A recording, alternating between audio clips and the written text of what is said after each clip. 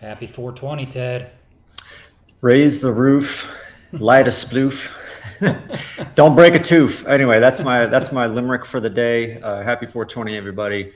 We'd be delighted across the board. Got a good friend. His name is Ron. He works at a cannabis dispensary up in Maryland, and this is the Super Bowl today for people in this business. Like it is Super Bowl Thursday in the weed dispenser in the legal marijuana dispensary business. It is going to be a dusk till dawn operation, and their cars will be lined up down the street like they are just about every day of the week at that place. And you talk about basically what I'm trying to say is I feel like sometimes I'm in the wrong business because the demand is way outpaces the supply, and it is such a it's partially a bureaucratic nightmare to be in that business, but the financial reward, if you're smart, if you're not one of those that samples your own product and makes dumb pothead decisions in your own business, then it's smooth sailing. Because let me tell you, Yeah, I never liked it. Not to say that I've never done it, but no, I didn't like it either. yeah, I and did a I don't lot. understand how people do it every day and be productive. Some people can, some people need it to function, right? Like, I like to be as clear minded as possible. I've got my vices. I like to have some beers, but Hmm. nothing against anybody that enjoys it. It's just not for me. But yeah, it's an interesting business, that's for sure. I'm excited for them because they've been able to, despite all of the headwinds, and this is we'll segue into Bitcoin price action, Bitcoin Ethereum, and I'll talk about what I'm seeing on the charts because it's very interesting pattern that's playing out right now that has to do with some things that we'll get into in a second. But what I wanted to say is that in just about every industry, you face headwinds of some kind. And I'm talking like like filter down to the tactical and practical level. These folks they have a regulatory and compliance sometimes nightmare to contend with, just like crypto. Except the rules are a lot more clear.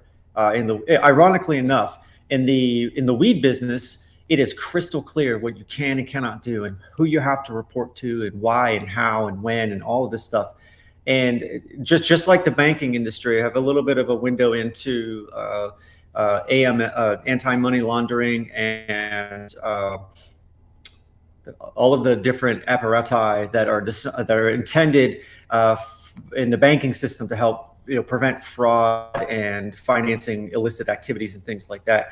So, ironically enough, it is crystal clear in that business, in both of those industries, exactly what customers can and can't do, and what you can and cannot sell to them, and what happens if somebody pulls a fast one, for example, and they are able to facilitate a transaction that may not have been ethical or legal or permitted based on any number of criteria. And then what you do after that, it's unbelievably clear.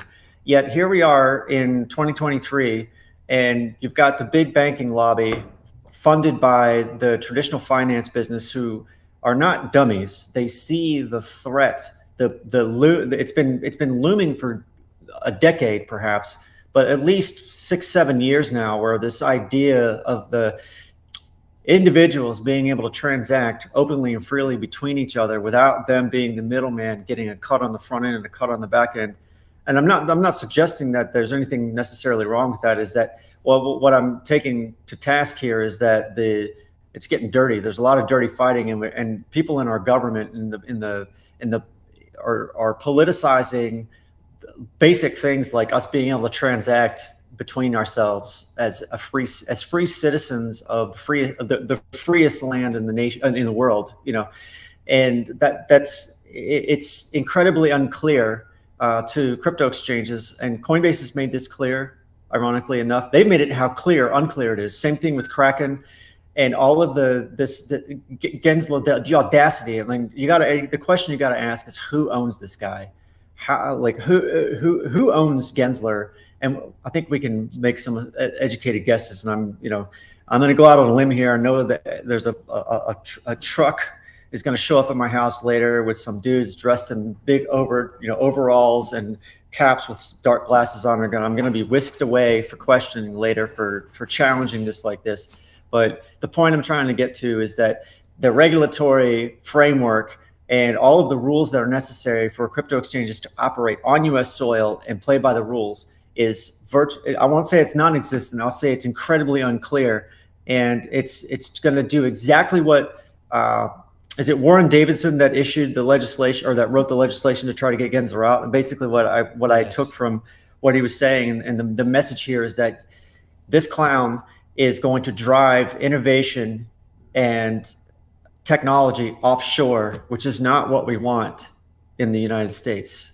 Well, they're already doing it. I mean, you had Brian Armstrong over in the UK, and they're setting up something in Bermuda, and it's just, we talk about it all the time. I mean, it doesn't make sense, right? Like it's not the approach you want to see from your government. I was going to say elected officials, but I don't think anybody elected Gensler. This is it's just bureaucrats being bureaucrats, right? Like this is very dangerous territory. But yeah, I mean, I think we can kind of touch on the Bitcoin price action, and I wanted to talk a little bit about this upcoming debt ceiling debacle, debate, whatever you want to call it. It's more theater. At the end of the day, this is no solution to the problem that we're $31 trillion in debt, and that's not changing, right? They're not doing anything to address the debt problem. All they're talking about doing is adding more debt. Yes, they're saying that the only way for us to effectively and swiftly deal with our debt problem is to issue more debt. And that is, I have to wonder though, as I get ready to shake my fist at the sky in some respect, think about me personally, how have I benefited from the debt ceiling being raised? Meaning, when the debt ceiling gets raised and the money that's necessary to fill that gap, meaning that they say we can issue debt up to this amount, we're down here. So in order to print the money, we have to issue the thing that you get, or the thing that the Fed is going to buy with the dollars they're going to print, so that they can make their way into the system.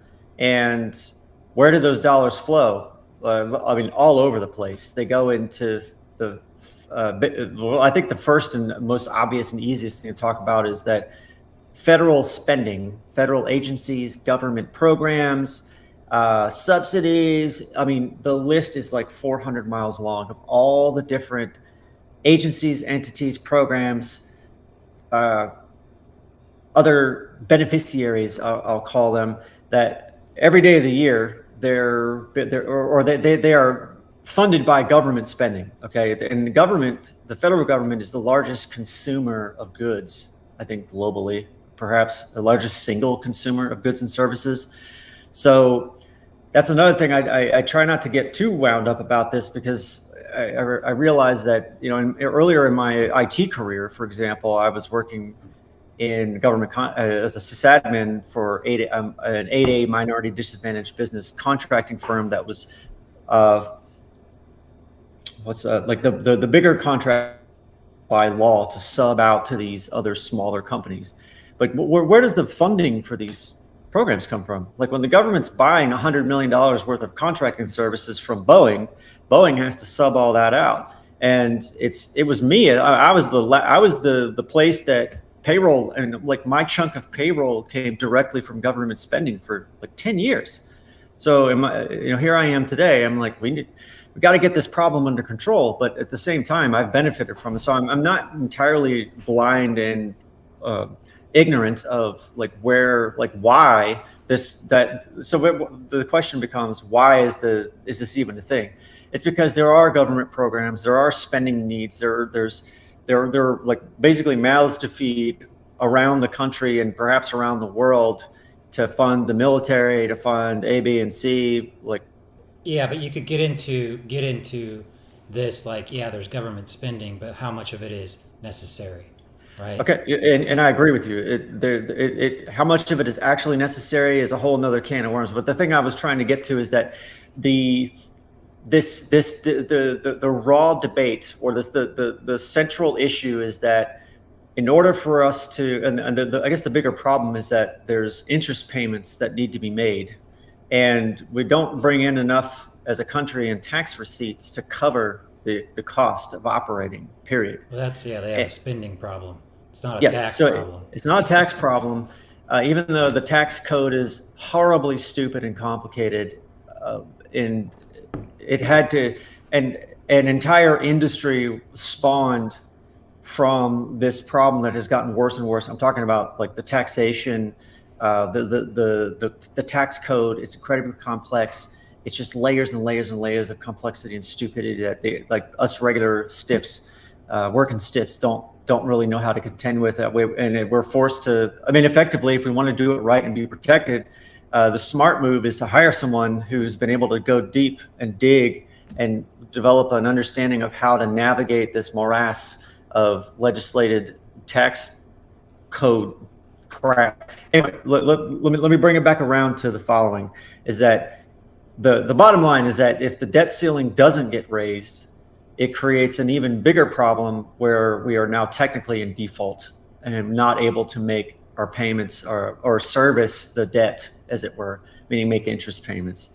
So rewind the tape back to, I'll say 2017, 2018. I can remember very vividly, and this little cycle, this little boom bust cycle will continue in the political realm for time. It's been going on and on for decades. It will continue into the future, where whichever political party is in the majority will try and leverage the debt ceiling challenge or issue to make the other side look bad.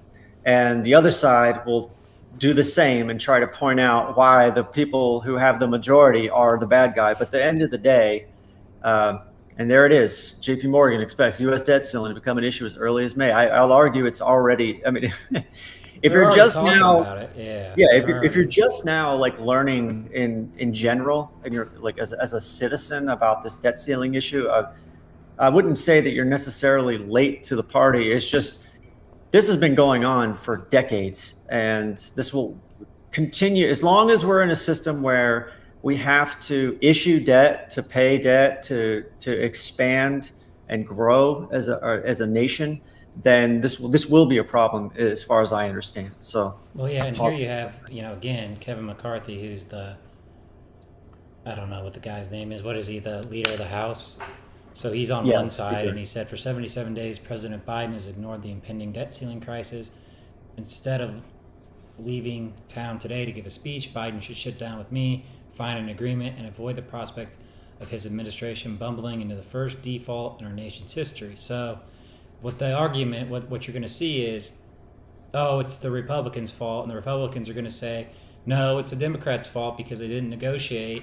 And, to what end does this actually benefit any of us, right? Like, this is all political theater, because at the end of the day, they're going to blame each other for everything.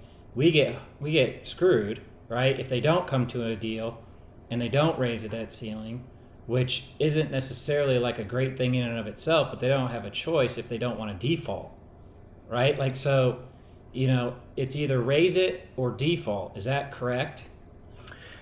Yes. In a nutshell, I think the simplest way to think about it today is just that I don't believe that either side wants a default.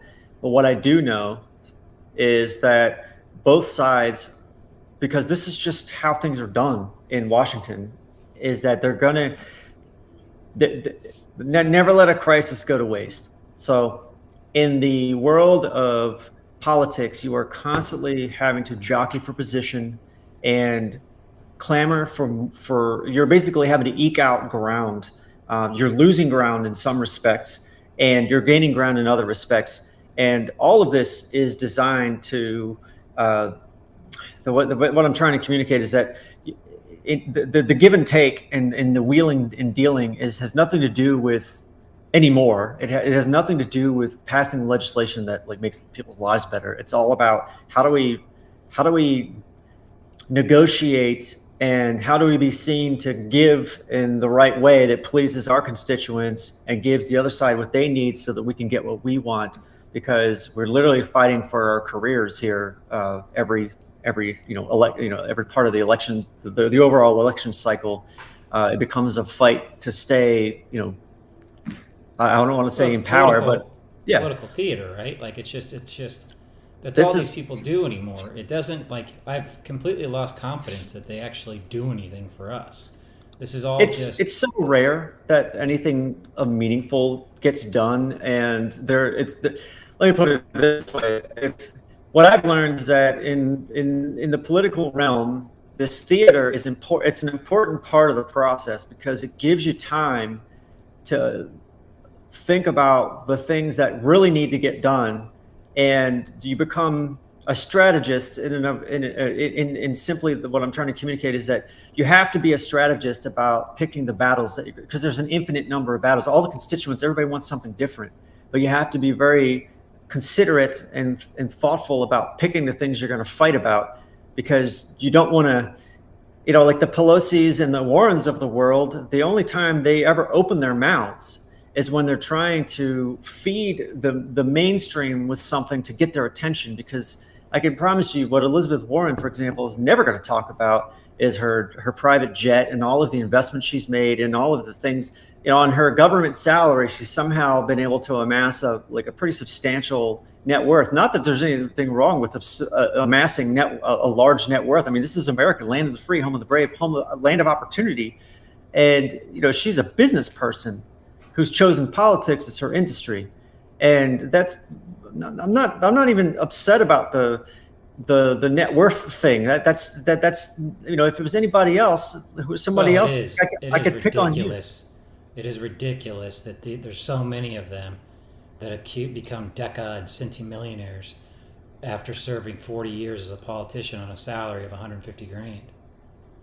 Okay, so I understand this argument, but the thing that gets me in a tizzy perhaps is that they've become so good at the Wizard of Oz with the standing behind the curtain, pulling the controls, creating all of this misdirection, and that's the career now in politics. You don't, and young politicians figure this out, or they fade into the ether, like the AOCs of the world, to think they're going to make it into Congress and somehow change how things are done, and they learn very quickly that you I hate to sound like a jerk, but that's to me. I mean, it's unbelievable. You think you're going to make all this, you think you're going to make a difference, and you end up having to fit. You have to fit the model, or Well, you're out.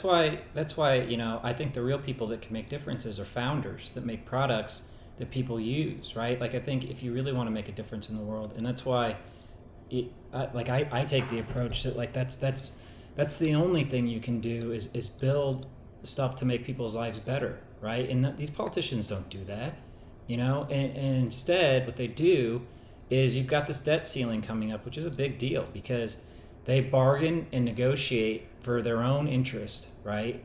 In their, you could say their constituents' interest, but let's be real. They're doing it for themselves, and they put all of us at risk. And so, at the end of the day, who knows what's going to happen with this thing? But it's just another example of, this is why I like crypto. There's no debt ceiling conversation in Bitcoin. There's no, it's just math, right? And so, I think we should segue into what does this mean for Bitcoin and crypto, right? And how does all this stuff impact crypto, right? Because I think that's the important thing here, and markets in general, right? Starting to see the market slide a little bit because they're worried about this stuff. And, this stuff happens every couple of years, right? And historically, it's always gotten worked out, but, maybe it doesn't, right? And I know the chances of that are very small. Well, what happens if they don't come to an agreement? And let's talk about that for a second.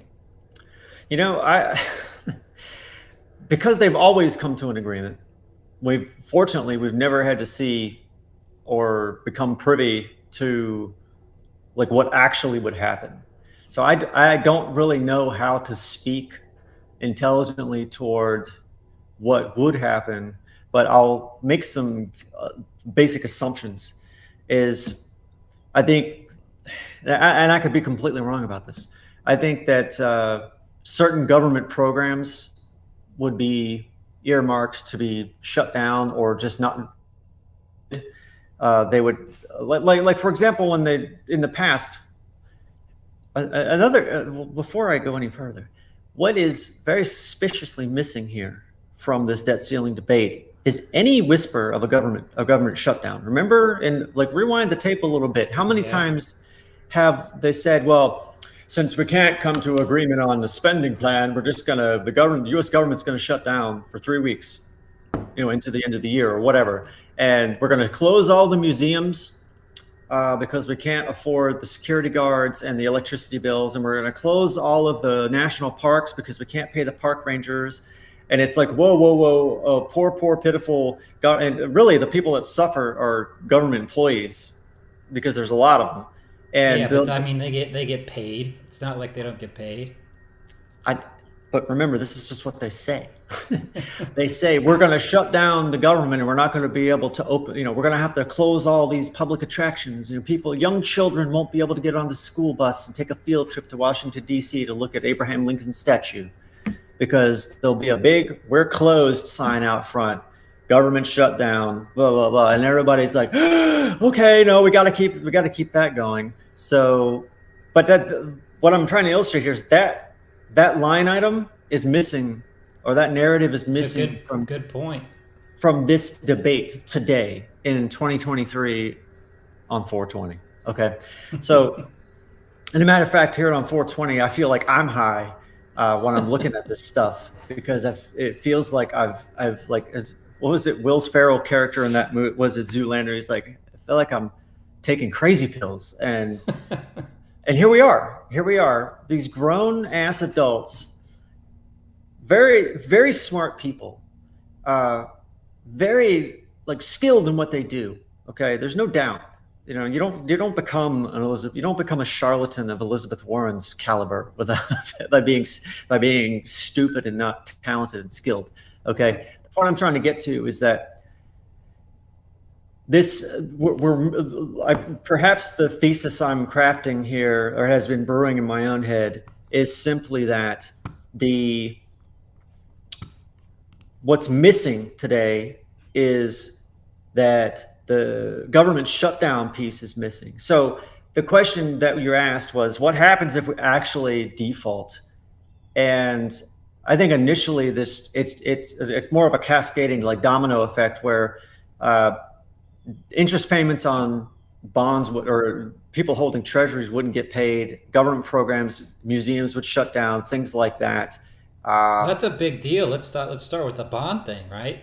Like, if people that own government debt don't get paid, that's not a good thing, right? That's that's catastrophic, right? I mean, that wrecks markets. Does, and I'm doing a little research here in the background to understand. Yeah, From and like why you do that? Like, we're sitting here talking about this, right? And our main focus is crypto, and so you get a market sell off. I think it does impact crypto. It's got to, right? People panic, and when people panic, they sell stuff. And I don't think Bitcoin and crypto are immune to that, right? And so remember, we're talking about a hypothetical here. So like I would look at that, though, if that does, something like that does happen and you get this debate and things get intense and there's no resolution and the market sells off. I mean, from my perspective, I'm buying. Like, it has nothing to do with the fundamentals of Bitcoin or crypto. It's just this traditional system is flexing one of its many flaws, and that represents a buying opportunity for anybody in the Bitcoin and crypto space. Now, if everything goes really bad, I would caution that people be careful. But long term, It's hard to think about, right? Because you just don't know. Yeah, there's. I mean, in general terms, take this with a grain of salt. Is that if the government did default, I think the first thing that would happen is, like, well, first of all, the equity markets would react poorly, and credit would tighten. And so, what I'm trying to say there, or what I think, basically, we live in a world where, or in a country where, like, our cost to borrow money, period, is very, very low, relatively speaking. Okay, so with the real victims here, I think probably more often than not are individuals who, because of like what it costs to live and wages and people at the different stages of their careers, the amount that they earn, it's become necessary to, more often than not, for example, to borrow money to buy a house. For example, that's a good example of where you're putting up putting up a down payment, but you're certainly not writing a check for the house. And my parents in the late '60s and me in the 2020s, same deal. Like, it's just it looks like I'm paying more for a house now. It's just, but our money doesn't buy as much as it used to. So I have to produce more of it, and I have to borrow more of it. But fundamentally, it's the same thing. You're making a down payment and you're borrowing dollars from a bank, for example, and you're agreeing to pay an interest rate in return for the pleasure and privilege of being able to borrow to make the purchase that you want. And your credit worthiness as an individual is largely what determines what you get, or how much you get, I should say, and how long you have to pay it back. More importantly, what's going to cost. So the thing I'm trying to drive toward here is simply that the credit markets, meaning lending, would probably be the first thing that would tighten up and be restricted. And the flow of credit, quite frankly, is a lot of times what helps keep things moving economically. People are able to buy things when they don't necessarily have the means, but are able to, somewhat responsibly take on debt to do it. Meaning, I want to replace the windows in my house. It's going to be $35,000. So why don't I put, $5,000 down and finance the rest? And what makes that possible? Lending. So some institution has to lend to the end consumer here, me.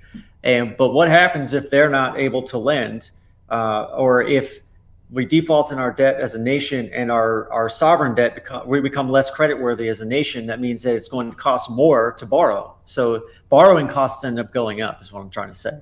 And that's probably the thing that's most frustrating or terrifying in some regards, in some respects, for us as people who have become accustomed to, like, the easy access to credit. Like, we have credit cards. We can just, like, if I want to go buy something from Best Buy today, I don't have to necessarily worry about, like, if I want to buy a $500 TV, I don't have to sit down and be like, okay, it's going to take me 8 months to save up this $500. Where can I cut some spending in my budget?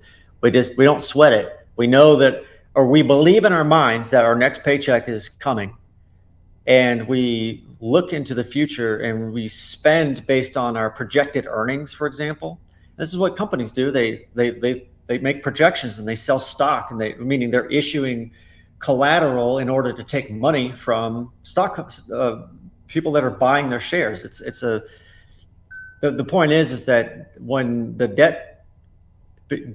when the idea that we're not creditworthy as a nation really comes into play, meaning we actually, like, go through this process for the first time of defaulting or not being able to make payments on time, it's certainly not fatal, but it creates a lot of chaos. And when credit, if you're worried about recession, like really worried about recession, and I think about this a lot, I think the real recessionary risk is rooted in the access to credit. And when access to credit dries up, just go back to 2008, 2009, when all of a sudden you weren't able to borrow at any cost and cash was king. That's when things got really ugly, and companies were like, they were there one day and then they were gone the next, because they had no choice but to fold, because they didn't have the cash to make payroll. They didn't have cash to pay their bills. They went to the bank and the bank said, sorry, we're closed. We can't loan you any money right now. Period. That is the biggest risk, in my opinion. So say that they default. You think they're going to raise interest rates again in May?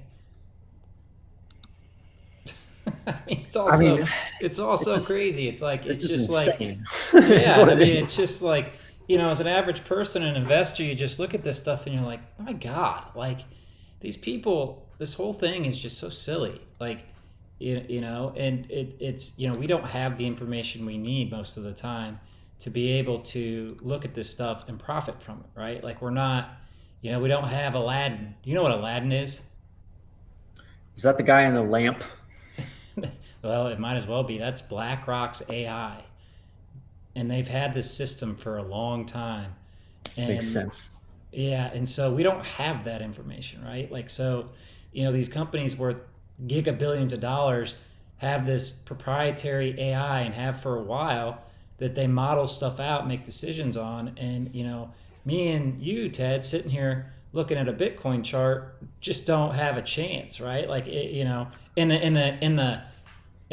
that world, right? You can better your life by investing in some of these assets smartly, right, over time. But that game that people play at that level, we can't even. It's like, you know, it's like a third grader trying to play in the NFL. It's just not. It's not possible, right? Like it's just, you know. But I'm hopeful they resolve all this stuff, right? Because I don't think my core thesis is like with the dollar and, you know, inflation and purchasing power. I think you want it to play out over a very long time, right? At some point this becomes inevitable that the dollar becomes worthless because they've printed so many of them, right? And you could make the argument, well, it's backed by the full faith and credit of the U.S. government. I will let you in on a little secret right now. I don't have a lot of faith and credit in this administration, right? Like it's just not, you know, something that interests me. And then you talk about government bonds, right? And this is the risk-free play everybody likes to take right now. And all of a sudden, if they default, they're no longer risk-free, right? Like this is all stuff that like it's a problem when you're trying to make investment decisions, and we talk about counterparty risk a lot. And, you know, do you want the U.S. government in its current form as your counterparty risk? I don't necessarily, like, you know. But I don't know what options there are in traditional world, right? Like you could go invest in real estate. It's a great option. I was going to say that we have a feather in our cap now. Citizens, like individuals, sovereign individuals, perhaps is a good way to segue into talking about what we do have. So what we didn't have the last time we had this debate around the debt ceiling, I was working at the fund and nobody in the macro world was sweating. They're like, Ted, climb down off the tower, put the Uzi away. Okay. And me being as wet behind the ears I was visibly like affected. What I'm trying to communicate there is that my inexperience is showing up in my reporting, like the reports and the analysis that I was asked to do was that, oh my God. And they're like, look, bro, you just need to take a pill, find some Xanax. We'll call our guy or whatever. And the point I'm trying to get to is that what I didn't know then is what I do know now. And I'll get to that in a second. But before 2009, with Bitcoin being created and it's starting to make its way into the world and really cement its place in the universe. Okay. The way I think of it is cemented. It's long since cemented its way into the lexicon, the universe, and it is not going anywhere. And like the cockroach will survive any and all nuclear war. Okay. And be here 400 million years from now. Okay. The point I'm trying to get to is that in previous iterations of the debt ceiling debacle, this whole like idea that the U.S. might default, oh my God. What we didn't have as normies is we couldn't participate in a parallel system that we have today. And that's really the point I'm trying to drive toward is what we have now is a gift, in my opinion. It began with Bitcoin and this whole crypto ecosystem. I don't forget your opinion, not you, but just in general, anyone listening, forget for a minute your opinions about Ethereum and Dogecoin and all these other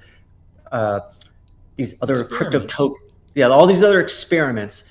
I think all of the other crypto experiments are, I'll make an analogy. In the old days when music pirating first started, people were a little bit like creators, myself included. I watched the music industry start to implode over very slowly as I was trying to have a career in music. I thought, wow, this is great, man. I picked the exact worst time to want to participate in this industry because now I'm going to get, there's 20,000 other bands just like us. They're all doing the same thing. Like, how on earth am I going to compete in this madness? The point I'm trying to get to is that this idea of pirating music, smart people in the industry got smarter and said, wait a minute, we can use this to our advantage. So all this tech that was, intended to be good for us has destroyed our industry. But what did it do? It created an opportunity for them to be able to let network effects and marketing become a marketing tool. And a good example of this in today's world is that Saifedean Ammous, the guy who wrote the Bitcoin Standard, outright told some guy who tweeted to him and said, "Hey, I want to buy your book, but I can't afford it." And he wrote back and said, "Pirate it, take it, steal it from the internet." And he gave him a link to somebody who was pirating his work. And he said, "Take it." And at the end of it, the nugget that mattered is that pirate it, please take it. It's the best marketing that money can buy. Basically, it's the best marketing that I don't have to pay for. And that's what I'm trying to get to here, is that all of these other crypto experiments are great marketing for the projects that matter, namely Bitcoin. No, that's a great way to look at it. Yeah. Sorry, I didn't mean to cut you off there. Go ahead, finish your No, I was going to say, to wrap it up, is that what we didn't have necessarily, or at least I didn't understand in previous iterations of this nightmare or this alleged nightmare that we're being like fire hosed with in the mainstream. The point is that we didn't have an escape. And you listen to what's her name in Europe, Lagarde. If people are given an escape route, they will take it. And this idea of a parallel system as an escape route, people are going to take it. We are taking it. I'm taking it. And I'm going to find every which way from Sunday to make sure that I'm protected as an individual. And I'm so thankful. And I sleep very well at night knowing that I don't have to listen to this madness. And I don't have to necessarily participate. I don't have to take the counterparty risk that you were talking about a few moments ago. Like, well, the issue is that the one entity that's supposed to protect us and be most sovereign, most pristine is no longer a viable path, and it's on this decline. And to your excellent point earlier, I don't want to see it happen overnight. I don't want Bitcoin to go to 1 million tomorrow, because it implies a lot of other really ugly things, like our relatively peaceful society goes out the window, and all of the have-nots become motivated in many ways by survival to try and take things that they don't have, because we're talking about here is human life and quality of life, right? As much as we're in this industry, and it's we believe over time there will be a financial reward for it. Anybody that's in this that tells you otherwise is smoking too much weed. Let's be real. Day. I mean, and so while the tech behind it is cool, and your analogy with music is great, and crypto is that new set of technology that, for people that are aware of it, is an opt-out. It's an exit from all this craziness, right? And now there's still hurdles you got to climb. There's going to be issues, and it's still relatively new.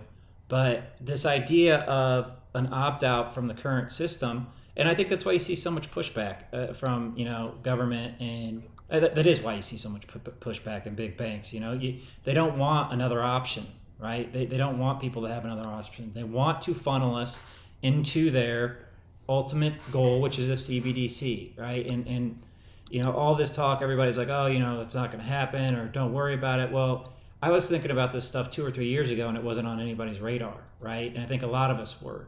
And now all of a sudden it's in the zeitgeist and it's talked about every day. Well, why is that? It's not because they're not planning on doing it, right? This is how do you control people?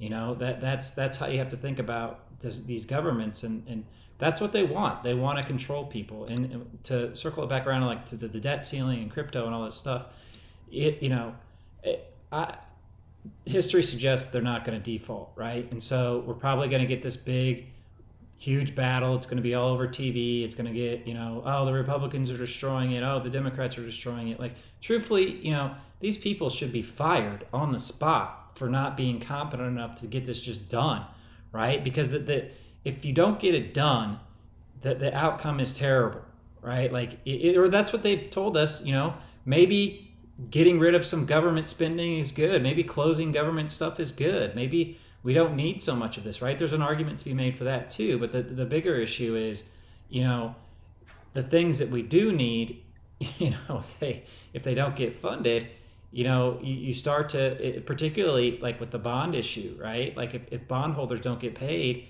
that's not like, if you're a libertarian and you think get rid of the government, well, great, but like that I don't think people fully understand what that means to your way of life, right? Because it feels like we're on walking a wire with all this stuff right now, and there's a lot happening in the world that is interesting, right? And so another analogy with Bitcoin, it's a lifeboat, right? Get on the lifeboat before the Titanic sinks. And I think that's where we're at, right? And so we talk about this a lot. You don't have to jump all the way in, right? Like, you can take some time, learn about it, and slowly opt out of the traditional system into projects and crypto projects that allow you to control your own wealth. If bonds stop paying and your pensions go away, I mean, there's nothing you can do about it, right? If crypto gets hit another 50%, you don't do anything. You just hold it or you buy more, and over time, it always rebounds. So I think it's a really interesting thing to talk about, the debt ceiling. We'll see how it plays out. Hopefully it's a non-issue, right? Like it should be a non-issue with how serious it is. Yeah, I think like you typically, like you wouldn't buy, or it's not possible today. I'll make an analogy with buying a new car and financing it. Like your lender won't finance your vehicle unless you already have car insurance. Like you have to demonstrate and prove that you have an insurance policy. Key terminology here. If you have an insurance policy, they will loan you the money. You can drive the car off. I put, for example, less than 2% down on my new vehicle that I bought last year. And commentary on buying new cars aside, I feel like I stole that in a manner of speaking, because I wrote the smallest check in grand scheme, and all I had to do was demonstrate and prove that I had insurance. So, and I wouldn't buy a new car and I wouldn't operate a vehicle without insurance, because you just don't know what's around the corner sometimes. And weird things happen every day. And if you're not insured, it puts you in, I mean, the risk of driving an automobile, first of all, it's illegal. If you get caught, you get fined or put in jail, perhaps. But if something happens and you're now financially, legally liable to pay damages or something to that effect, to wipe you out, put you into bankruptcy, you've got 15 years of hard rowing ahead to dig out of that hole, and it just makes life very miserable. So what I'm trying to say is that if you're like me and you don't want to deal with any of that crap, you make it somebody else's problem by buying an insurance policy. So now shift over to think about, okay, we have to transact in US dollars at the end of the day here in the US, because we have to pay our taxes in US dollars. That's a key point as well. So while I have to, as long as I'm participating in the labor pool, I'm trading my labor in return for US dollars. After I pay my taxes and all that other fun stuff, I think, okay, I worked really hard to earn this cash, but what am I really buying with my time? I'm buying units of currency that have a certain amount of purchasing power, because I need to buy things like food and shelter and like stuff I want to buy, like fun things like this shirt, whatever. The point I'm trying to get to is that what we didn't have before crypto necessarily was, if we wanted to buy an insurance policy on our purchasing power that our currency units afforded us today, And as you start to understand the real issue here is that our U.S. dollars over time, they buy less and less and less and less. So it's the purchasing power. People get romanced by the paper and the green and the colors and the denomination, and they think, ooh, I got $100 bill, man. Oh, this is so awesome. But what you really have is a piece of paper that indicates how much purchasing power, or the market, I should say, that supplying goods and services that are competing for those dollars it's purchasing power that you hold when you're holding cash. But that is going the way it's going down. Like you're losing purchasing power. You may still have the one monetary unit of currency in 2 years, but you're not going to get as much for it in return. So that's what I'm trying to say, is that for the longest time, things like gold and silver were considered hedges to protect your purchasing power. So you would forego holding the currency unit, the monetary unit of you would store or preserve your purchasing power in this precious gold, this thing that was way more scarce, way less difficult to counterfeit, manufacture. And the point I'm trying to get to here is now, in addition to things like precious metals and other things like, traditionally, residential real estate, for example, was a great way to store your purchasing power while benefiting at the same time. And you got a place to live, and you're not getting rained on, and you're not freezing to death, or you're not burning up here in Florida. But the point I'm trying to get to is that now we have something that is much different. It has evolved like this idea of store value has evolved into something that's digital, provably scarce, called Bitcoin, that is globally available because of the information age that we live in, on the back of the internet, and this physical communications network that spans the globe now. Information travels at the speed of light, nearly, and money can do the same thing. And I'm talking about base layer money. I'm talking about the thing that you take, currency, which is intended to flow and transact all the time, and you yank it out of the stream and you put it into something more solid and stable that doesn't debase in the same way that the value of currency is being debased. And that's its nature. It's what was intended to keep it flowing. And the point I'm trying to get to is we have this insurance policy, perhaps is one way to think about crypto, Bitcoin specifically, just to keep the example simple, is that if you want to, if you're looking for a way to preserve the purchasing power that you've already given something away, which is your time and your labor in the form of time, energy, and effort. You've already given that away and traded it. You'll never get it back. All you have is now paper dollars. But they're like Michael Saylor's analogy about the ice cube is great, because you now have this ice cube that's melting slowly every year at a certain percentage. You can't stop it. We as individuals can't stop this. We're never going to stop it. So what do you do? The question becomes then, if you care, you ask the question, what do I do about it? If you don't care, then you go about your life and it doesn't matter to you, then you're not in our audience, perhaps. What I'm trying to get to is that we have an insurance policy. You have a choice as an individual. You have a choice that you didn't necessarily have in the past. It was very difficult to buy gold as an individual in previous years, perhaps. Maybe you didn't know. Maybe you went to your financial advisor and they're like, oh, you don't want to do that. Or if you want to buy gold, you have to buy it with us, and you have to pay us a fee, and you're being debased and diluted in a manner of speaking there. But we have something much different now. I call it an insurance policy in some contexts, because you can rest assured that the Bitcoin that you buy today will be exactly the same amount of Bitcoin tomorrow, a year, or 10 years from now. And it may be denominated in other units, maybe not the dollar anymore in the future. But if you want to make sure that you at least have a fighting chance of having the same amount of purchasing power in the future, not necessarily dollars, but the same amount of purchasing power in 10 years, you find a place to store the purchasing power that was formerly locked up in US dollars, and you lock it into something else. So that's really what I'm trying to communicate, is this idea of a life raft, this concept of a life raft, this concept of an insurance policy, this concept of extracting purchasing power from one monetary unit, meaning US currency, US dollars, and placing it somewhere else, like your house or Bitcoin or something like that, to preserve your purchasing power into the future.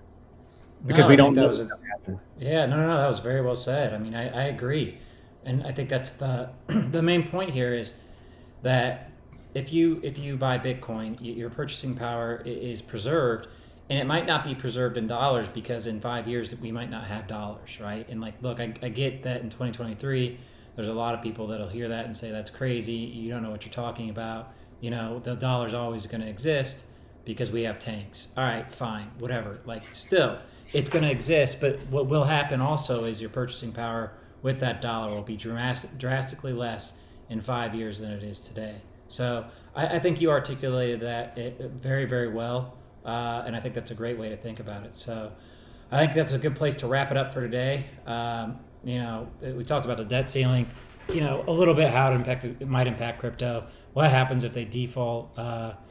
Chances are they won't, but fun to think about. From a thought experiment perspective, just to mentally be ready if that does happen. Most likely they'll get it worked out and they'll spend more money, which will devalue your dollar more. And right. Because that was a thought I was thinking when I say they raise the debt ceiling, $2 trillion. Okay, where does that money come from? That's a great. They have to make it, don't they? Because they don't have enough tax receipts. They don't generate income typically, right? Like, so We brought where's maybe the new money? 100. We brought maybe like 180 billion or so in tax receipts a couple days Where's the ago. rest come from? Okay, so think about it this way: if you need to raise $2,000, and you just went from $180 to $250, for example, you still got a long way to go. You're like 10%, maybe 11% of the way there. Don't quote me on the math because I was told there would be no math. But at the end of the day, strip all of the zeros off. See, this is the other like charlatanesque thing that is irritating, is that we get these numbers thrown at us, $2 trillion. And what you're doing is you're asking like the average American citizen to think in monetary think in terms, think in numbers of zeros on the end, and spending patterns that it's hard. It's hard. We live in a world where we make 50 grand or 100 grand or whatever, or 30 grand. And then we go out and we transact every day of the year. We're buying $1 here, $30 there. But the government, these politicians do this on purpose. Okay. They throw these really big numbers at us in these complicated terms. And they're like, go back to bed, America. Your government's in control. We'll handle this because that's a Bill Hicks, by the way, who's no longer with us. And, gee, I wonder why. But the point I'm trying to get to is that if you strip away the zeros and they say we need to raise $2,000 to cover the debt ceiling this year, we have 180, and we just took in all of our tax revenues so far this year. And now we have $250. And you say, holy crap, that's a long way to go. But the answer to the question is like, where does the other $1,800 come, or $1,750 come from?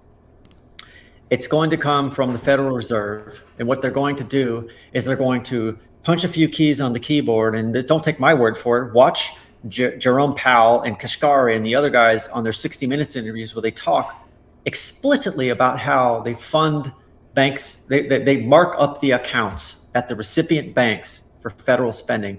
And what they'll do is they'll mark up the accounts that the Treasury has at the Fed with $2 trillion. And then the Treasury can then write checks. So you get a check in the mail from the Treasury. Guess where that account lives? It's at the Fed. Okay. Treasury's not a bank.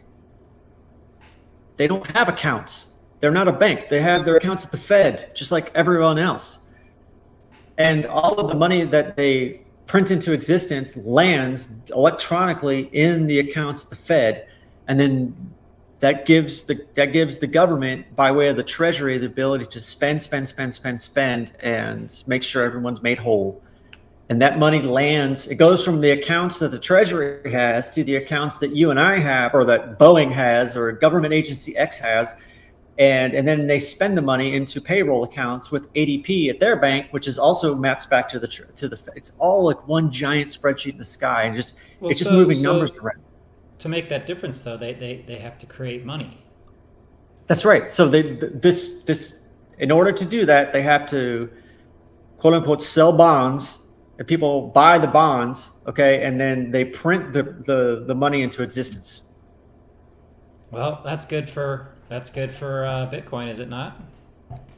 It is, because where does all this excess capital go?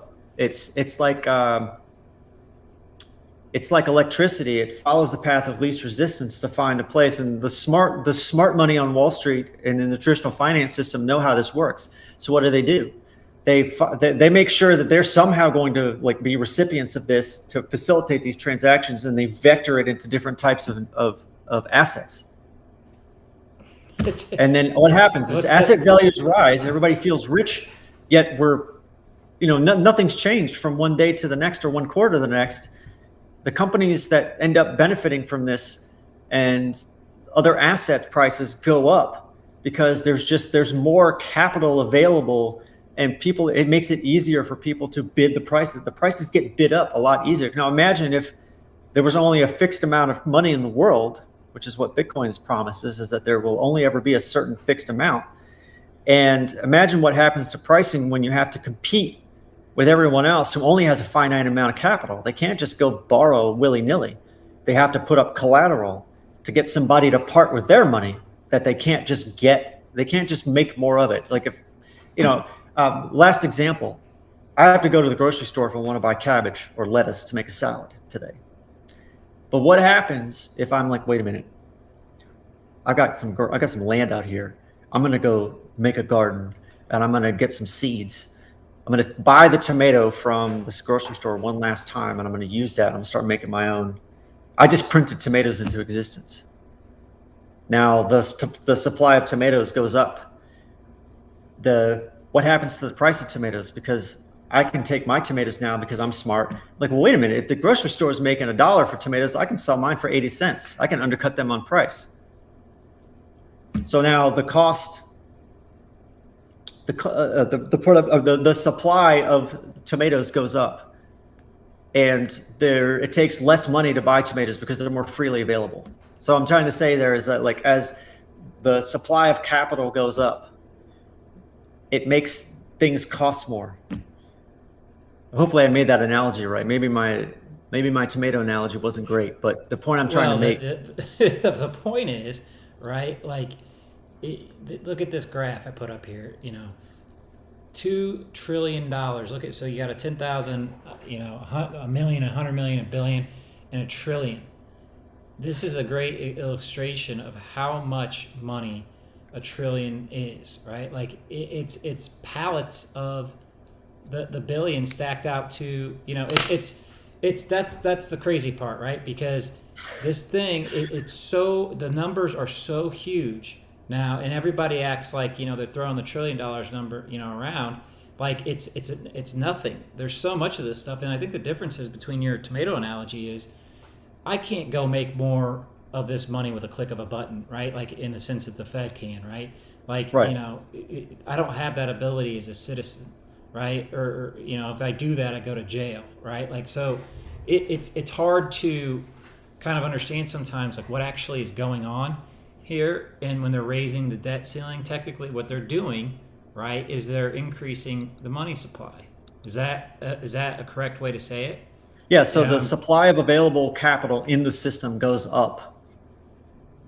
Yeah, it makes lending possible. So people that normally wouldn't have to, or people that normally would have to just save their income over a longer period of time, could, instead of doing that, they can very quickly borrow some money at one interest rate and then buy assets like Bitcoin or stocks or bonds that pay a different interest rate, say a higher interest rate. Say you're borrowing at 3%, but you take that cash and immediately buy an asset at any price because you don't care, because you know that it's going to go up 10%. And you're borrowing at 3%, you're earning 10, or let's say you're only earning 6. And you can use the income that you make from the return on your investment to pay your debt back and keep some in the middle. So that's why asset prices get bid up so quickly in some cases, is because there's cash available. People are able to borrow and they'll buy the asset at any price. They don't necessarily care about the valuation. And that's where you see like stocks go way up and you have people scratching their head going, wait a minute, how, the company's not worth that much. Why is the stock trading at that level? And it's because out of this excess liquidity in the system has got to find a place to go. And you're paying market price, and you're playing the odds that it's going to go up as more and more liquidity comes into the system. That's my understanding, and that's the way I've seen it play out. Yeah. No, I think that's correct. And again, you go back to all of this stuff is they make it seem so complicated, but that's on purpose. At the end of the day, this stuff isn't really that complicated if you break it down to what they're actually doing. By raising the debt ceiling, they're making more money, right? That's essentially what's happening, and they have to do that, otherwise they default. And so that's where we're at, all right? And so when you look at an asset like Bitcoin, because we're not close to the money printer, you and I and most people, by the time this new money gets to us, it's already lost a lot of its purchasing power. Because it's we don't have, the normal person doesn't have the ability to go to a bank, borrow $5 million at 3%, and go buy a Walgreens and earn 6%, right? Like most people don't have that capability. And so by the time it gets to us, the purchasing power of the money is already diminished. And so when you purchase an asset like Bitcoin, what you're doing is you're protecting your purchasing power in the future to the best of your ability, right? And this is something that I think is really important to understand, that in the context of why do we even care about Bitcoin, right? Like from a purchasing power perspective. Well, because I can't hold the dollars that I obtain from working or investing in a bank account or under that for a couple different reasons now, but mainly because of the melting ice cube effect. The purchasing power is going to melt away like an ice cube because of inflation, and because the fact that they just keep printing trillions and trillions of dollars. Like it's kind of wild. I mean, it really is. But at the end of the day, that's the system that we live in. And so I'm optimistic that over time this parallel system becomes very popular, and I hope that it happens over time. I hope that they don't default. As crazy as printing trillions of dollars is, it's a better alternative to defaulting and putting people in a very, very, very, very bad position. And so you look at it from a game theory perspective, they don't have a choice if they want the system to continue as is. That's right. So in summary, what can we normies do to be protected against things that we have no control over? And usually that's, you find a way to find and buy insurance, in a manner of speaking. And Bitcoin is probably the best option, quite frankly. I mean, I'm somewhat biased, but I'm also capable of looking at this somewhat objectively to say that we don't have any guarantee that things are going to get terribly worse, although we don't have any guarantee that they're going to get really any better necessarily. We're probably on this somewhat slight decline, which we should be thankful for in the grand scheme, because if things got terrible real quick, it would be a lot. It would be a lot to deal with as a society. Your way of life completely changes. And it goes out the window. You're not you know worried what I mean? about. Yeah, you're not worried about your Uber Eats and all that stuff. You are fighting to get food to survive to the next day, right? The next day, exactly. That's what we're talking about. Like that's how bad that scenario gets. Given what we understand today about how money is created and how there's more and more and more of it available, ideally what becomes more and more clear is that what I need to be doing from one day to the next is finding a place to park that purchasing power. And it's, in my mind, it's taken it took some time for me to get over this idea that holding dollars was not the way to do that. And it's hard because we grow up. Sacrifices. I mean, sorry to interrupt you, but like, no problem. I like, I've made many sacrifices in the last 6 years. I would love to just be able to not worry about any of this and just go spend money and act like that, party's never going to stop. But to your point, this way of thinking is hard to come to, right? This is not what we're taught to do.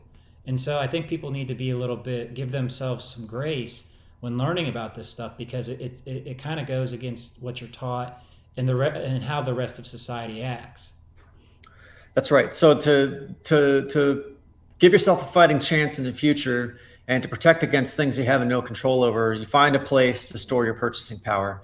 We happen to believe that that's Bitcoin, but you have to do your own research and you have to come to these conclusions to a large extent on your own, based on new information that you've acquired in the process of gaining exposure to what crypto is, what Bitcoin is, what alternative assets are, and decide, so over time, you start to learn and you start to develop your own understanding. And that's where it gets really interesting. And that's where you can find a direction and a path to head down. I personally believe that Bitcoin is that path.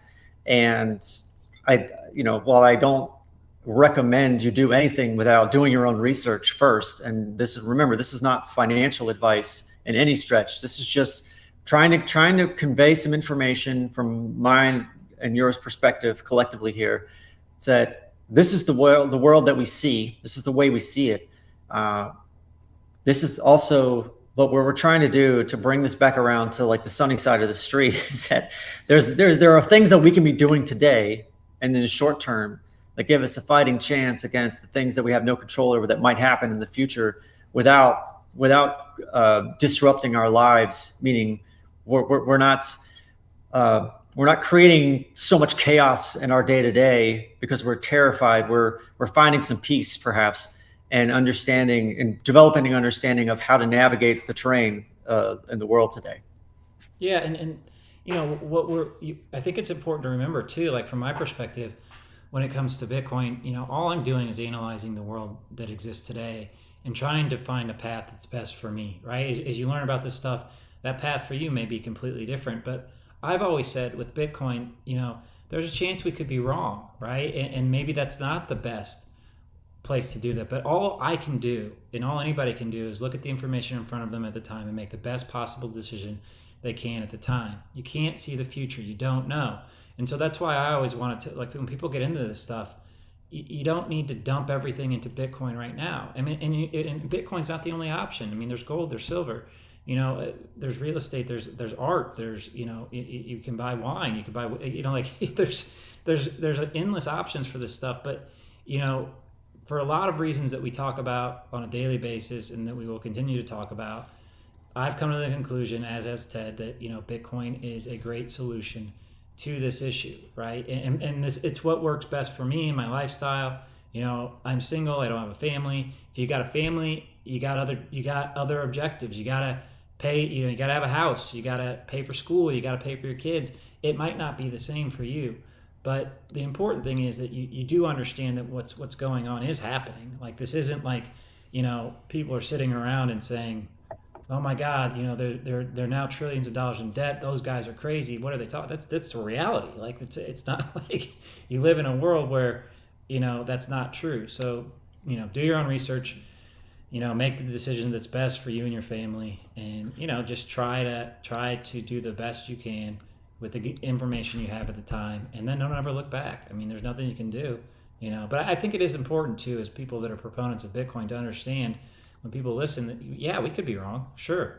Absolutely. And you could be wrong about gold. You could be wrong about silver. You could be wrong about holding all your wealth in dollars. I don't know the answer, right? Like, you got to come to that on your own. But this was a long one today, man. I think it was a fun topic. I think you made some really great analogies.